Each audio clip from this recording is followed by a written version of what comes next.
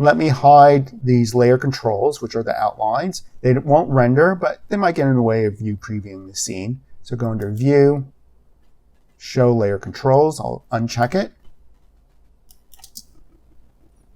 And I'll let this go into cache. So this is the scene that we have so far. To get more light into the scene, it will be either adding a new light source, which we'll do first. The secondary option is selecting the wall and the floor and make them illuminate a little bit as well so they're not deep in shadow. Let me just add a new light to the scene.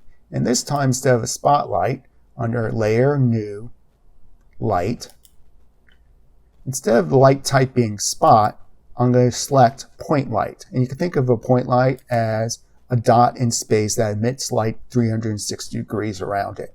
I don't want this light to cast shadows because we already have this spotlight as the one casting shadows. Click OK. So that lights up the whole room, and we can reposition it. You can see already that part of the room is bathed in shadows, and the rest of the room is lit up. Let me select this light, and let me go back to the two views, and we can reposition the light just like we did the other light by clicking and dragging it around. And if you lose track of the light, you could temporarily lock all the other layers or all the layers and then unlock just the point light layer so you don't accidentally move around another layer. Wait until I see the X. And then I'm going to try to eyeball it so that this point light is around this light source. Though that's not reality, there would be a darker spot. That's okay. We're just creating some art. It doesn't always have to be real. I'm going to decrease the intensity of the light. So going under Light Properties, Light Options, going under Intensity instead of 100%, I'll click on down.